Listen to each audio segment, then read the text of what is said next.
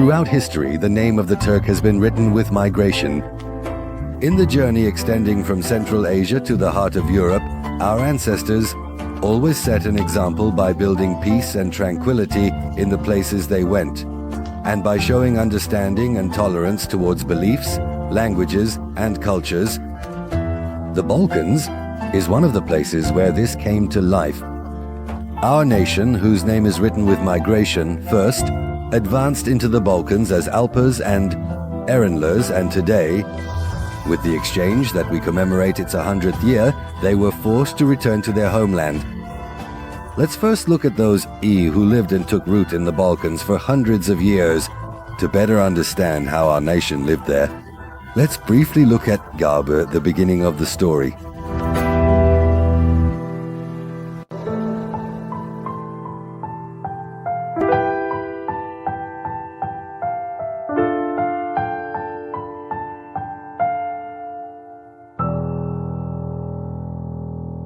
Let's put it this way, the Ottoman Empire grew as a Balkan state. The Balkan territories were conquered before Istanbul was conquered. As you know, from the 1300s onwards, the Balkan territories began to be conquered. In other words, the Ottomans first grew as a European state. And as long as the Ottoman Empire existed, this ethnic diversity, the elements you mentioned, lived together in peace like this. The Ottoman Empire actually brought peace. When we look at the Balkan territories, the Ottoman Empire was a state established in the Balkans in terms of its foundation. Therefore, a lot of migration. For 300, 400, 500 years, those of Turkish descent. In other words, the Turkish nation somehow established the Ottoman Empire as a Balkan state. The tense war years that the Ottoman geography found itself in after the Ottoman-Russian War were very long years of war. They continued almost uninterruptedly on different fronts and prompted each of the elements that made up the empire to discover their own national values.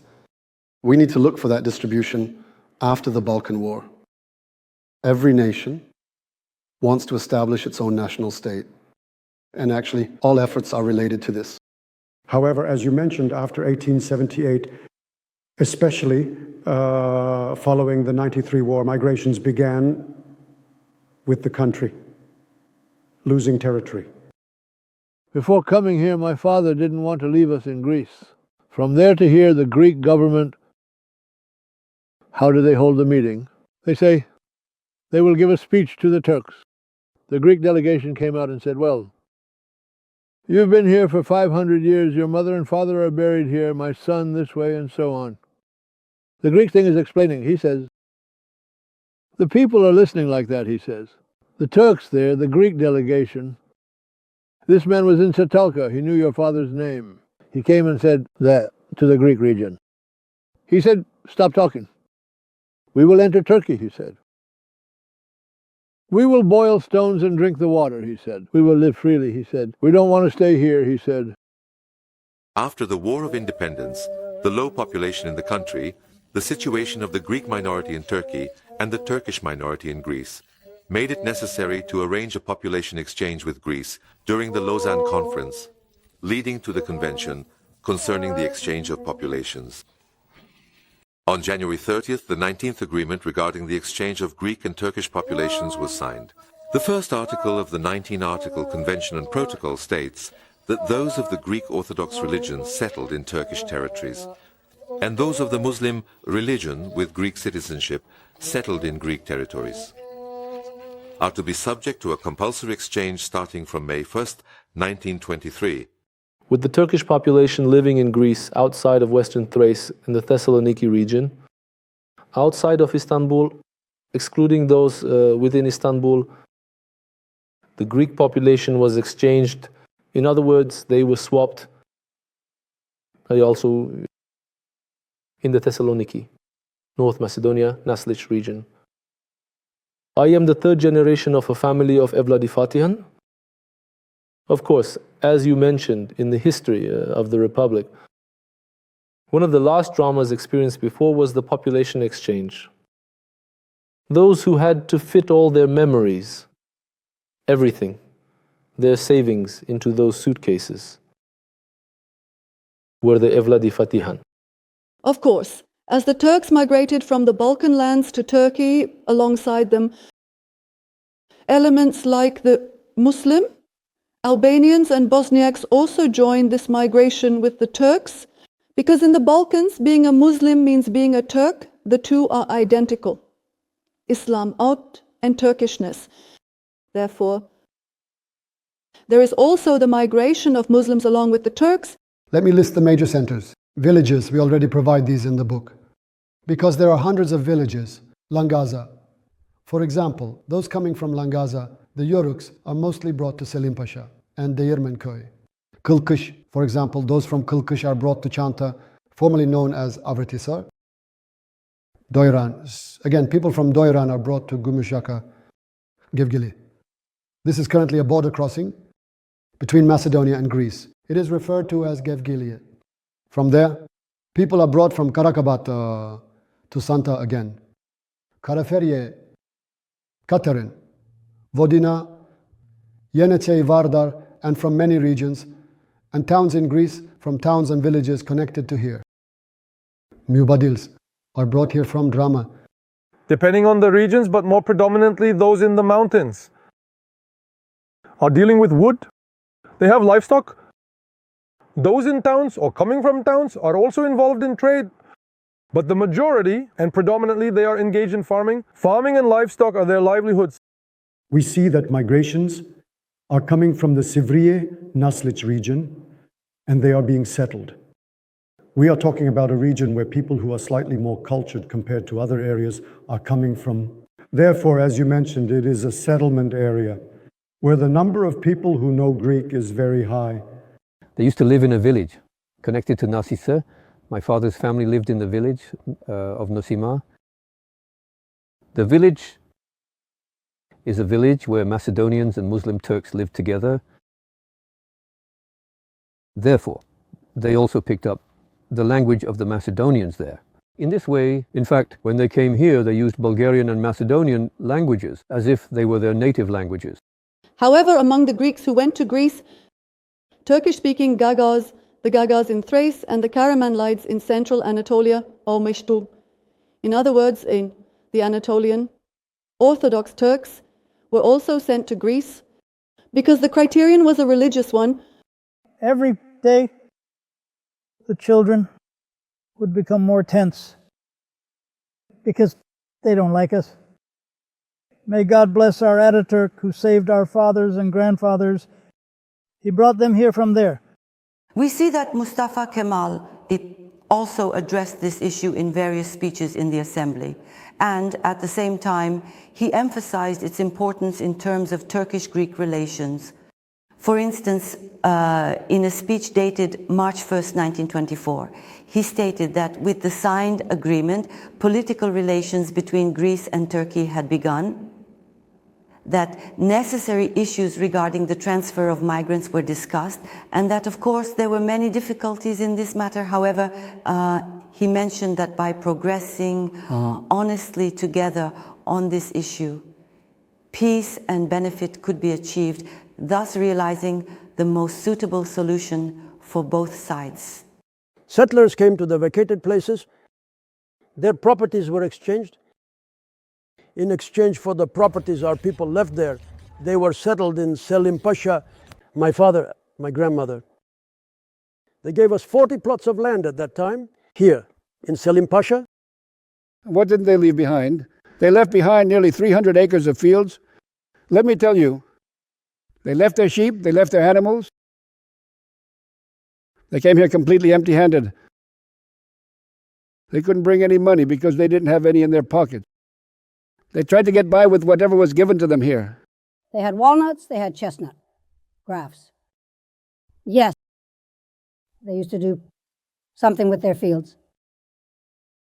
In the middle of a field, there was a garden and a field. They were threshing there, the grains and such. That's how they used to tell it.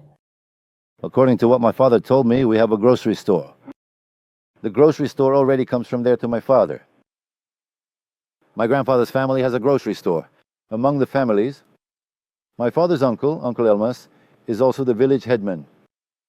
He also has a grocery store. The village has 2 grocery stores. Both belong to your uncle. And my grandfather.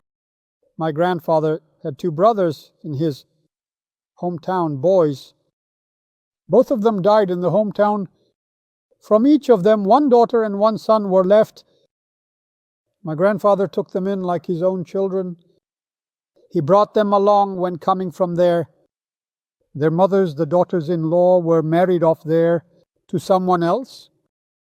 We settled in one place together.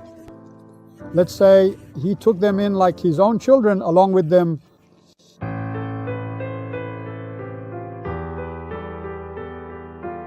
Of course, leaving the deeply settled lands is never easy. As if the difficult conditions of the era, various epidemics and shortages were not enough, they are asked to leave the lands they settled on hundreds of years ago due to the Lausanne Exchange Agreement. From them, nations that once lived as next-door neighbors have now come face to face. And as a result of all this, it will be described as a complete trauma. This forced migration process, along with various gang activities, becomes a situation that accelerates people leaving their homes.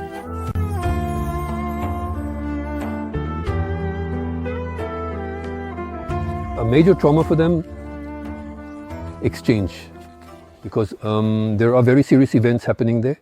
Here, the committees, constantly from one side Mekodan, committees on one side, Greek committees on one side, Serbian committees, constantly in raids in their lives. We're on a thin line. A complete Bermuda Triangle. I mean, with the Macedonian border on one side, the Bulgarian border on another, the Greek border on another, and the Albanian border on another. This region was filled with people who lived under the pressure of gangs. It was full of such a population. My late grandfather and grandmother used to tell stories. My grandmother used to say in our last days, before coming here, I would either see your grandfather once a month or not at all. Why? Because gang wars had started there. When gang activities began, there were Bulgarian gangs, Greek gangs. Out of necessity, their men also formed Turkish gangs to protect themselves. We are, of course, talking about the Greeks in relation to the exchange, but the Orthodox, the Bulgarians also have gangs. There are Albanian gangs. These operate both in the Balkans, and there are Serbian gangs.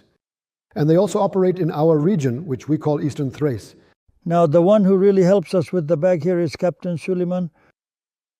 He would come when we arrived here chatting. The gangs would disturb us at that time. Get out of here. This is our place, etc. Captain Suleiman would come to the gang. He said, don't leave here until I arrive. He has a document from Ataturk. The man's neighbor, I know the man. There are 3 Greek bandit groups operating between Cherkezköy and Değirmenköy. The task of one of them is solely to control the area between Cherkezköy and Değirmenköy. So, there are bandits, and even their areas of responsibility are defined. So, before the situation reached the point of exchange, I explained the year 1919, 18 to 1920. People were disconnected. Here, the people who panicked fled to Greece. Those who fled. Those here. But with the war, those who fled out of fear of the war, there. They would raid villages. In other words, they would oppress people. They were already in distress themselves. What would they do to alleviate these difficulties? They would raid villages and demand money. They would take sheep from some, cows from others. They tried to make a living. And Turks were being forced to migrate. Similarly, the Serbs were exerting intense pressure for the Muslims in their country to leave. And they had a practice then. They took them as an example. This practice was the deportation policy implemented by Tsarist Russia in Crimea and the Caucasus. In other words, if you scare the people, if you threaten them with their lives, property, and honor, they would leave the place they were in. And this departure allows you to settle in those lands very inexpensively. Of course, they raided the houses every evening. They were taking people away. There were gangs. Those gangs were causing trouble. For the Turks, they had tormented my grandmother's mother a bit because she was walking around with her head covered. They would take the headscarves from her head and trample them underfoot. In front of our house, there are two. Bulls back then, of course, animal husbandry. There were no horses, no things. They were doing animal husbandry and farming. He says, the Greek gangs came to us, those two bulls, were taken from their stakes and carried away. He says, the Serbs raided the place, of course, their village. Like this, they would gather men aged 30, 35. They gathered about 500 people in a mosque. Then they tied them all up, those Serbs. There was a place called Valandere. They would take them there. They were killed with bayonets. I mean, the Turks. Of course, my grandfather was among them, of course. They tied up my grandfather too. While they were going at night, fortunately, my grandfather's arms got untied. He thought to himself, if I'm going to die by bayonet, I will escape, he said. If they catch me with a gun, I will be saved. After that, he had a coat on his back. My grandfather's, he throws the coat over the head of the child in front. He starts to run away. Of course, they started from behind. At night, clack, clack, clack, clack. They couldn't catch him, of course. Turkish houses. Curtains on the windows are black curtains, so that light doesn't shine outside. They had night watchmen. Those night watchmen would keep Turkish houses under surveillance at night. Let's see what they talk about inside, what they don't talk about. It's distressing, in other words. Soldiers wanted to enter his house, but neither he nor my grandfather let them into their homes. At that time in Doiran, they set up an ambush in the cornfield there. They got up, went and searched, but found them in the field, the dead soldiers. Over there, the Serbs had already killed everyone. They killed my father's father. They killed his brother, according to what they told me. Of course, I don't really know. After that, my father hid. He hid in the entrances of toilets. As a child, he saved himself. My grandfather, Marem A, also comes from Greece. One of my grandfather's brothers, his brother from the mosque in Greece, is killed by bandits while sitting at the coffee house in front of the mosque. After that, they are forced to flee. They crucified them, however they did it. They destroyed them. What happens to a man who is destroyed? Naturally, he rose to death.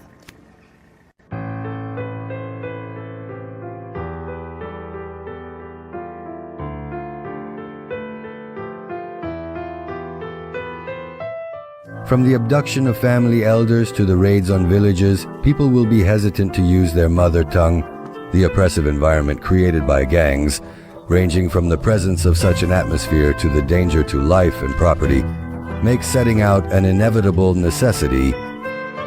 Even though road safety is guaranteed by both countries under the Lausanne Treaty, however, in practice, making this effective is not so possible. The migrants taking with them items that are light in weight but high in value set out, leaving behind the homes where they lived in peace. They leave behind the fields they watered with their sweat, their grandfathers' graves, and their childhood memories as they set out. And they are unaware of any of the adversities they will encounter on the journey, yet.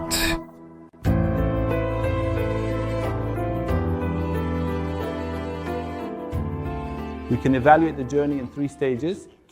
Firstly, the arrival at the pier, what they experienced at the pier, and what they experienced on the ferry. Firstly, there was no problem for Turks living in cities and towns in terms of arriving at the pier, because they had already sold their goods or could come to the pier by train with very few belongings. Some of them came before 22. They couldn't withstand the pressure there. The pressure in Thessaloniki, Greece.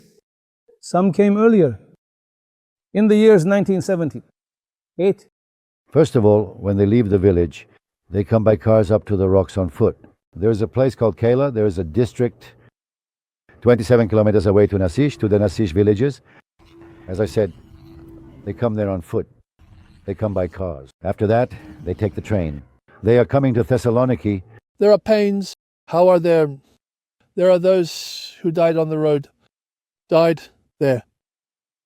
Married someone else here. Died here, married someone else. There are also those from the old days who were like this. My mother used to make us tell stories. Bullets would fall right in front of us, she would say. They came by train, they traveled, they settled in Chorlu. They walked 250 kilometers to Thessaloniki on foot.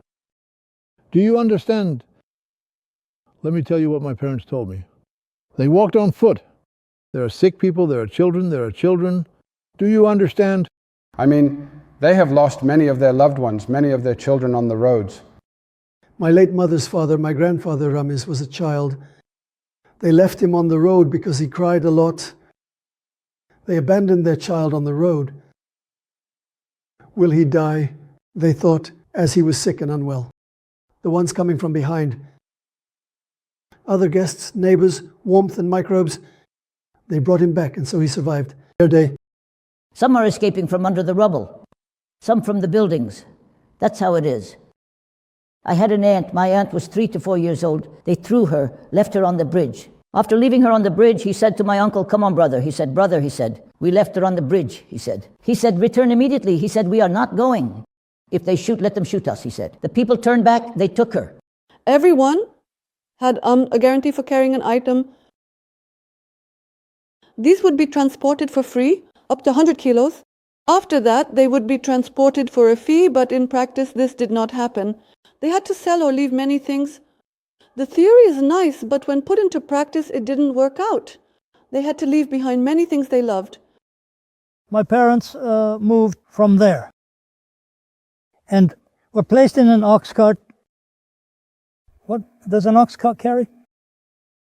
4 wheels made of wood. They came this way. They came to Gemeyer. They came with some difficulty. Since they sold all their goods on the way here, they converted the money into gold. They couldn't find a place to put it. They put it in earthen pots. The gold, they poured butter over it. That's how they brought it while coming. He said, we went through very strict measures during the journey without a search. My mother, may she rest in peace, was considered a new bride. You see, she had 3 children. Then I said, I pretended to be mute. There was a sieve for sifting flour. 300 were wrapped inside that hoop. Between the hoops, they gave it to my mother, questions to my mother, something at customs. My mother pretended to be mute. The nation's gold was always escaping. They made belt gold. These places chosen all always gold. Someone would get caught, then they would insist, killed people. According to what my grandfathers told, they were taken to a place surrounded by a fortress, that is, encircled by a castle. They stayed there in tents for a week.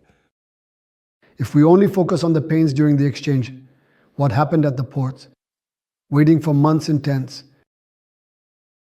There are epidemics and there are mass deaths due to epidemics.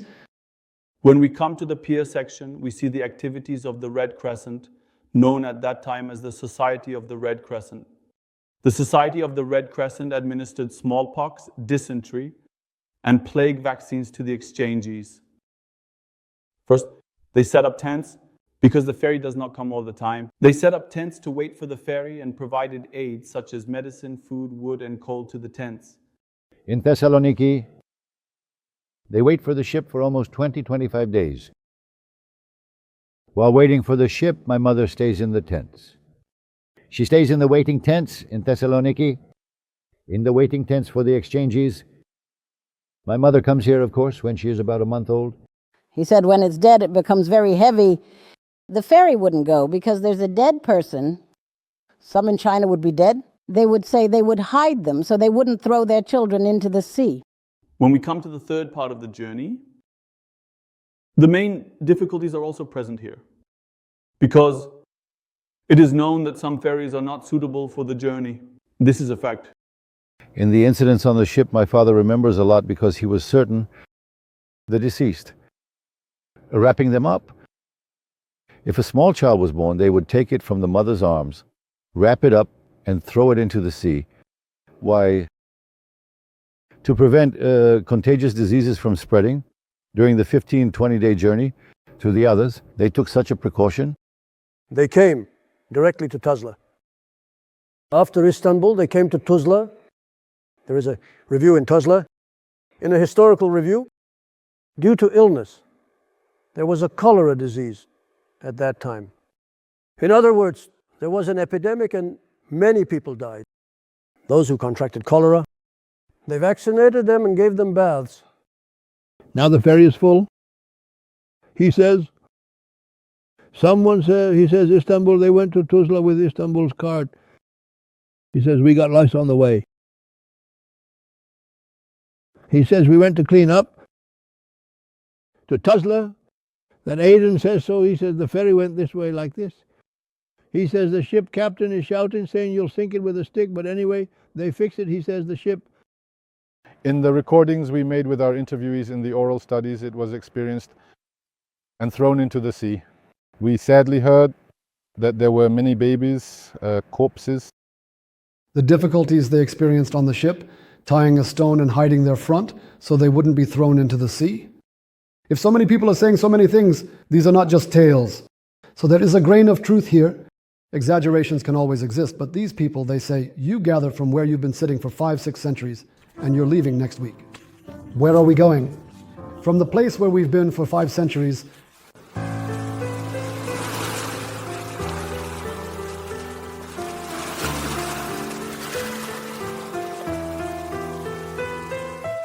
They leave the lands where they lived for 5 centuries and run towards their reunion with the motherland. They are called the exchanges. During the centuries they spent there, they bring with them the languages, cultures, and foods of the societies they lived closely with. As if the difficulties they experienced before setting out and during the journey weren't enough, brand new challenges await them here as well. Since our people spoke Greek, there were those who knew Greek. For example, there were also those among the Roma who spoke both Romani and Greek. But to our people, those coming from the other side started calling them infidels. They started calling them infidels. Hostility. Hostility developed among them. I am the grandchild of families who dared to live among those people you call infidels in the Balkans so that you could be comfortable in Anatolia. I am a descendant of the conquerors. What does descendant of the conquerors mean?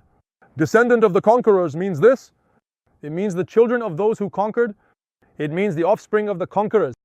I have such a title. What do you have? You have nothing. Then I am superior to you.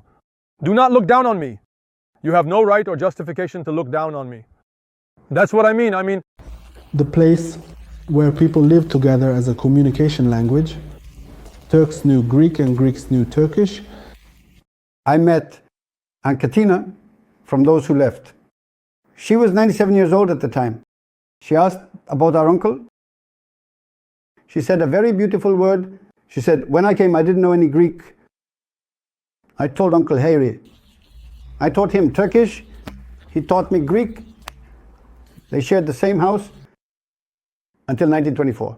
Our folks were going to the field. My mom was cooking and taking food to the field. We were staying at home. I would say to my mom, I'm hungry.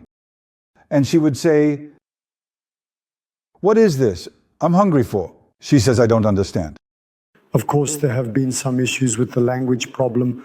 However, since it is a step above other regions in terms of cultural level, we see that they do not experience this much, especially in the Silivri region. Being bilingual and being able to blend both cultures into one adds a unique feature and a distinct beauty to Silivri. We can say, I mean, perhaps everyone knows that unlike other exchanges, the Patriots do not know Turkish. My grandmother would lament like this, sighing. She would say, oh, my patriarch, oh, my homeland. I mean, I was young back then. I also learned Greek from my grandmother. Doesn't my mother naturally feel longing?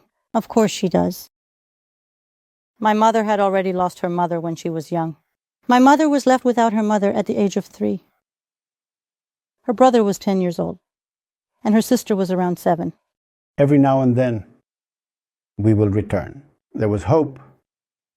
Father, I was very young, I passed away. At 12 years old, we would sometimes talk. Father is telling, of course, the homeland is so beautiful, this beautiful, he says. Will we go?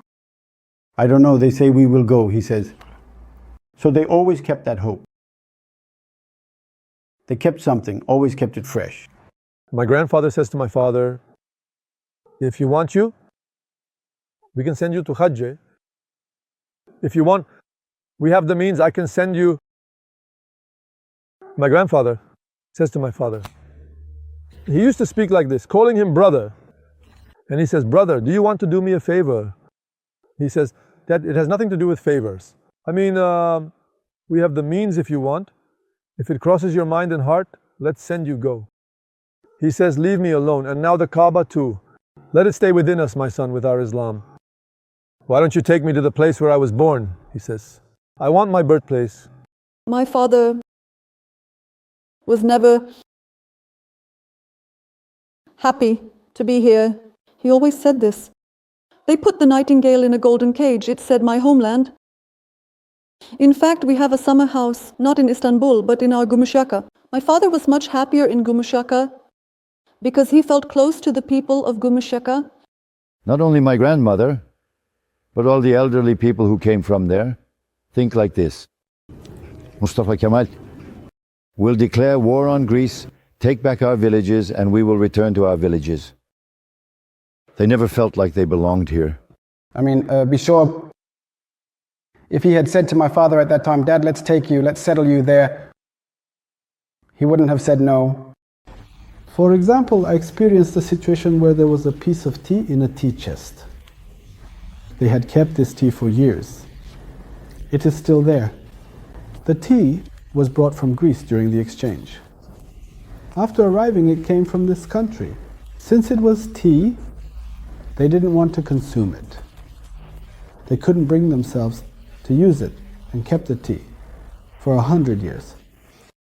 Ah, my dear, he said. There was a mountain in the background. A stream was flowing from there. We had a house in a very beautiful garden.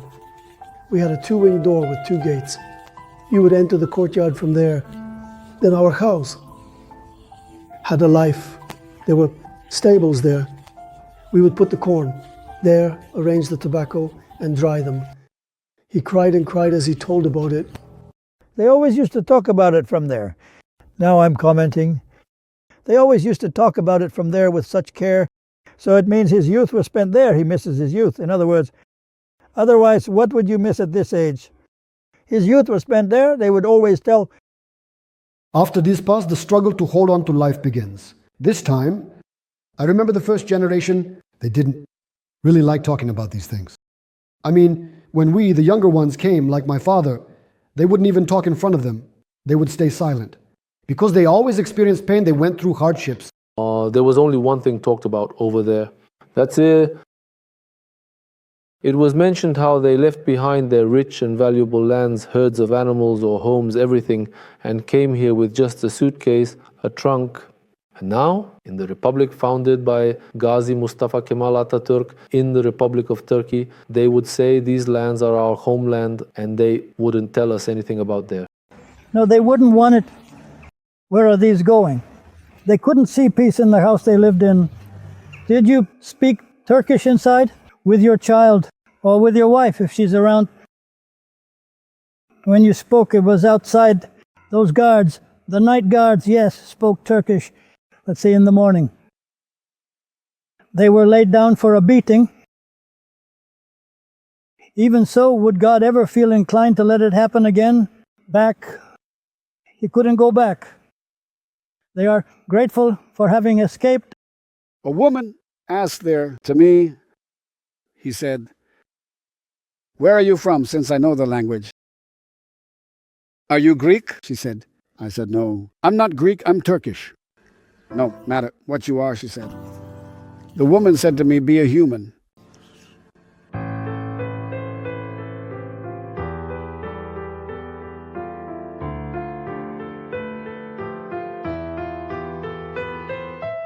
The exchanges, who are the closest witnesses to the environment of brotherhood that our ancestors built in the Balkans for 500 years, also bring this climate to the places they were settled in the motherland.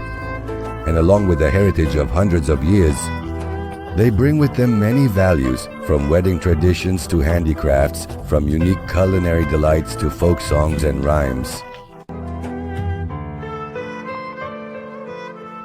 The exchanges did not only bring fresh blood and new population to Turkey, they also brought a very significant culture, unique to the Balkans, knowing how to live together, possessing tolerance, respecting other cultures, other religions, having a religion based on traditional and moral principles. This religion does not have difficult rituals as in the current perception of religion. It is based on moral principles. They brought an extremely civilized culture to Turkey. It would start on Friday. The wedding would last 3 to 4 days. After the bride was taken, they would block the horse-drawn carriages. At that time, they would go to the villages with closed carriages. Brides used to be mounted on horses. They would be brought on horseback and paraded around. They would be taken to fetch the bride, paraded around and brought back, etc. But when it comes to taking the groom, they don't want the groom. That's the custom. The groom doesn't come to take the bride. The bride's side comes, her brothers and sisters. They come and take her away. Drums go door to door at every door. They wander, inviting to the wedding. There was no high society like today. After that, the wedding would last 2 days and 2 nights. In this village, it used to last for 3 days. Back then, the drummers and zurna players come together on the day, but since there weren't such facilities at that time, it usually started on Friday. On Friday, the drummers and zurna players would come 3 people, 4 people. Again, among the women, we used to call them dereci. We used to call those who played the tambourine dereci. They would come and they would keep it going in the village until Sunday evening for 3 days. What wouldn't be done? What wouldn't be done at weddings? Weddings once, 3 days, 3 nights, drums and zurnas would play. All right. In the morning, sir, they would go with drums to wake up the groom. In the morning, they would wake up the groom. The bride is taken by the people. The groom cannot go. It's forbidden. It's forbidden. Let me tell you. The people take the bride with a car, with a horse carriage.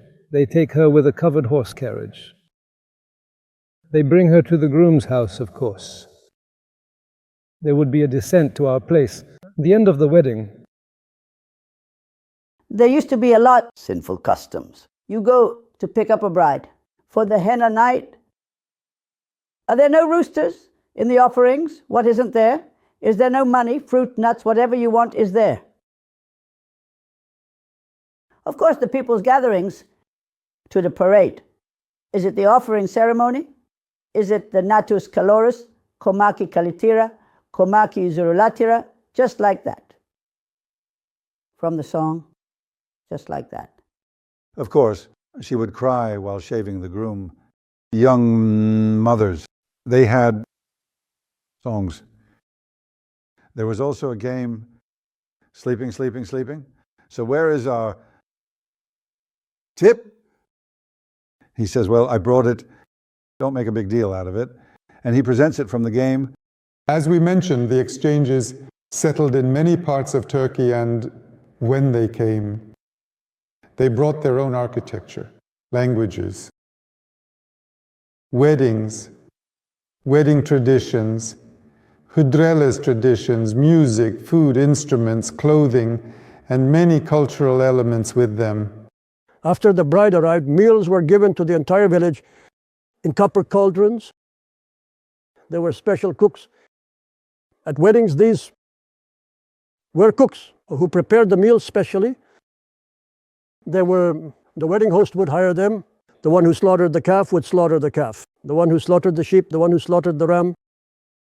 Meat dishes were served to the entire village. There is a tradition we call saçılık.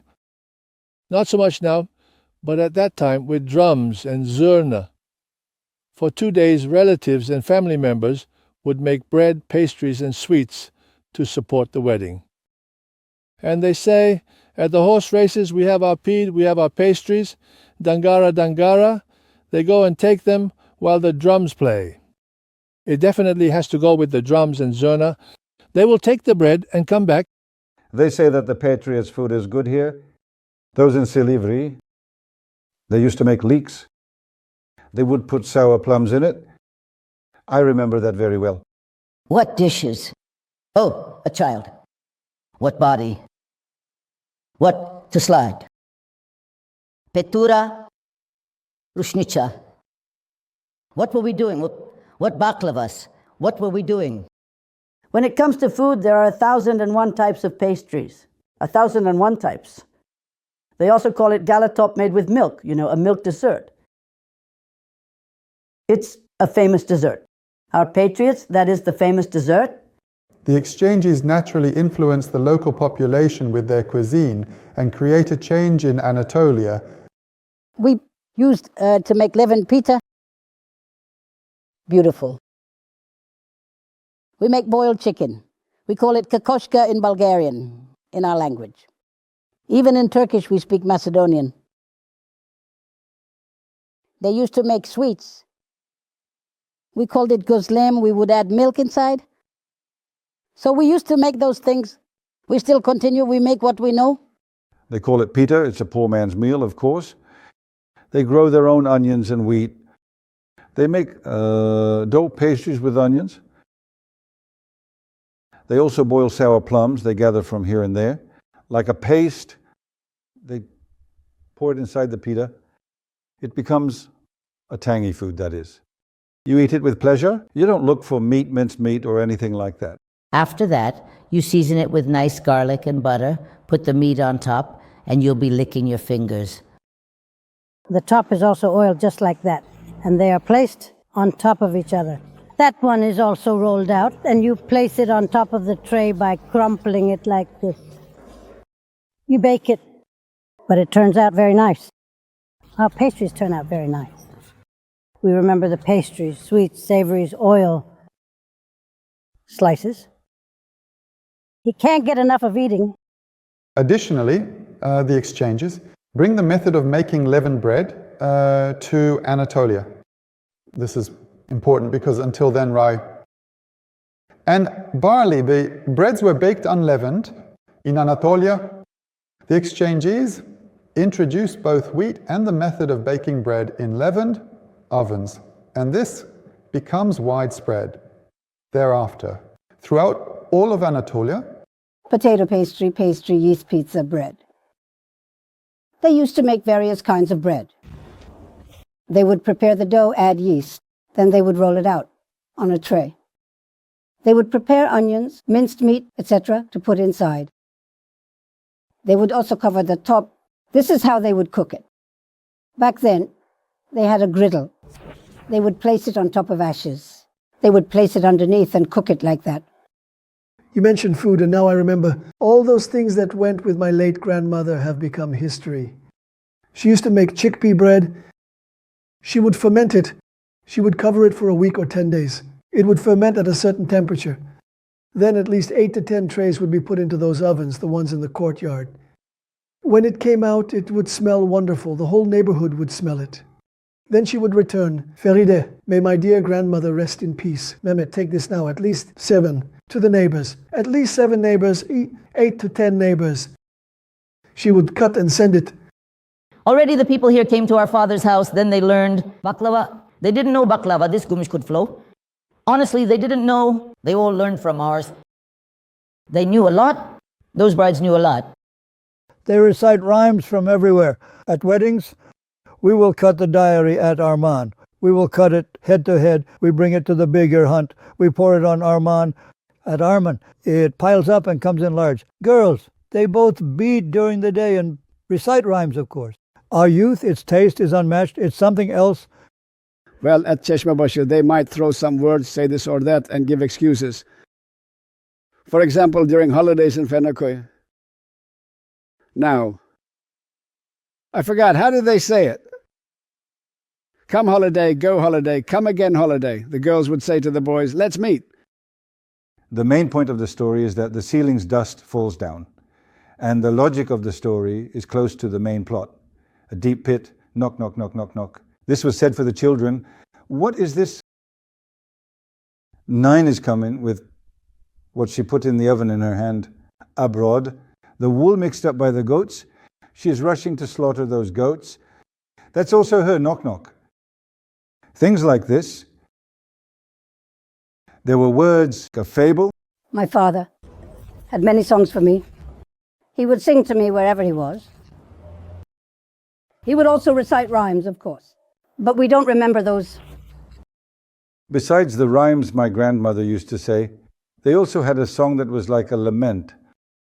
I haven't heard this from anyone else until now, but I heard it from my grandmother. She would say, Mustafa Kemal, blok ekamis ki masfiris. You did so well to bring us here, to bring us to our homeland.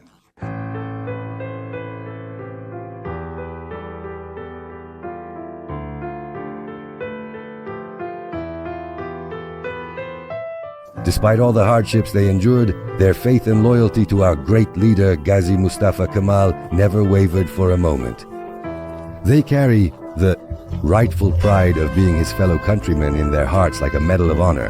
While carrying this, they also consider it a duty to raise their children and grandchildren as soldiers following in his footsteps, and they fulfill this duty.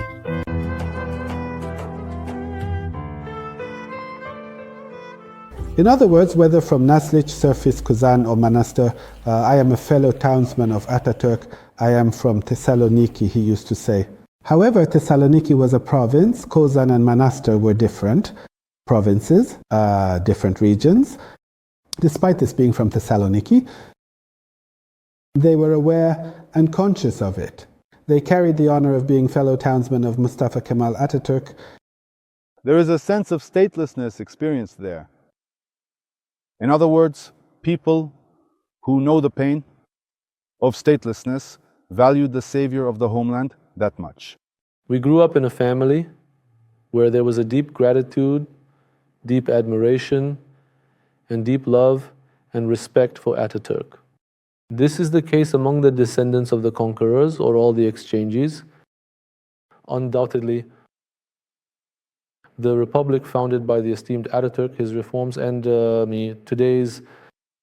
you also appreciate how significant his role was in the construction of today's Turkey.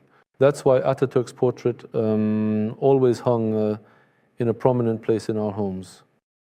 It's everywhere, even in the kitchen. Ataturk is my dear. He's ahead of everything. He never thought of himself. He always thought of his people. In other words, a man like him has never come to the world again. While talking to my uncle, he said, "You know my brother," he said. "Ataturk died, but with our show." It just came to my mind now. I always know that thing. I mean, that Ataturk died. We loved Ataturk very much. You know, when we were little, Ataturk died. Ataturk was young, my mother used to say back then. She would say, Ataturk brought us, Ataturk saved us. They used to say those things. I mean, every single man living in this country, let's say, forget about us. We already feel close to him, okay? But today, anyone breathing in this country, anyone who says, I have a tree, I have a car, or whatever they have, if they are living and breathing in this country, they should bow down to him. They should be grateful to him. They should show their loyalty to him. They used to say, may God bless Ataturk, he saved us from the oppression of the infidels. That's how they told it. I mean, they loved Ataturk very much. Again, Ataturk is measuring time. In all periods, he was a child worthy of God. My great respects and love for Ataturk. I mean, they tell things like my mother was especially at school at that time. She remembers crying. She cried early. She cried for them too. During Ataturk's death. They loved him very much. Ataturk, they loved him very much. He saved us, they said. If it weren't for him, we wouldn't be alive now, they said. They said it all. The young ones would have taken us, they said. They would always kill us, they said. Ataturk saved us, they say. They always said that. I mean, they loved Ataturk very much. Besides, how else can we see goodness Is Ataturk an unloved man? Is there a possibility? I swear, we are Ataturk supporters. Muslims are all about Ataturk, you know. Very much so. Ataturk is ours, like this, in a foreign land. Who will you understand?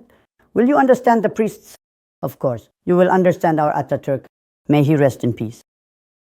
Is there a leader like him? All right. I pray. Every morning, he placed us in such a country. Let me say that once. Why? That's what I say. I say there's no place like Silivri in the world. He is our soul, our leader. In our hearts, we speak the language of Ataturk. We are Ataturkists at heart. Ataturk, the great leader. I do not carry Mustafa Kemal only on my tie and badge. As a Turkish nationalist, as a citizen of the Republic of Turkey, as an immigrant, I carry him in my mind, in my heart. Ataturk, what can I say? Ataturk is the essence. It cannot be expressed. Ataturk cannot be expressed with words. Ataturk is a unique being who came to the world once. God has bestowed him upon us. This Turkish nation. Do you know what one of them was? Your mother-in-law says, said Ataturk. He said it almost came out, now he's saying it. He says it came out saying, see the state of Turkey. The nation seeks Ataturk. He says it came out saying, see the state of Turkey. Now, if Ataturk were to say today, give your life, I would give my life for Ataturk. My name is already on it. Kumhur. I was born on Republic Day. I came into the world. It's in the name, even my Turkey. Praise be to God. Now I am listening to their temples like this. Me now, not just my father, all of them. Ataturk said it like this. Ataturks, every word they believe in, they were very devoted to him because he gave them freedom. Ataturk died. I was 7 years old at that time. 550 bags at that time. 550 old bags. The year 1938, November 10th, they said Ataturk died. If we go to the old village, it's where the old school is. As many living people as there were, they all made a symbolic coffin in the National Garden, Ataturk. As many living beings as there were, children, believe me, here, cry, cry. Adults, children, girls, babies, even dogs were howling. There were animals. Ataturk was such a man. He was such a genius. He is irreplaceable. At that time I cried. I was so much like Ataturk.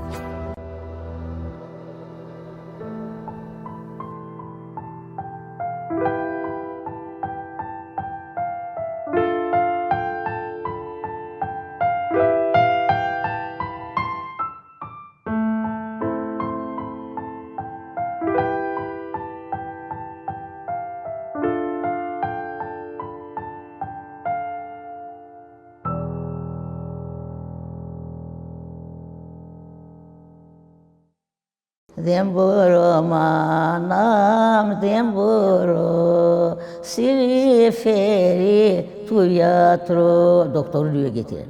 Demburo manam, demburo siliferi tuyatro. Zapao pidim, zatum feru tuyatro. Amati sipi nami pispi dimu. Zasipo manam, zasipo tidami pinasipo. Tuni firatu yatro pidimu, tidasipi nami pis.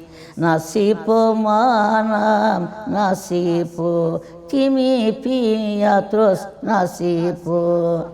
Nasipai manas, nasipai stuhuryo. Demburo manam, demburo siliferi tuyatro. Kera saina Perasayna kabre kalı geri. Oran türküsü o. Perasayna kabre kalı geri. Apo yepya siski nur yon filu. Sandu nepyasa tun filu. Kseno sinibre tuna fino bedimu. Ah oğlum yaşlandık.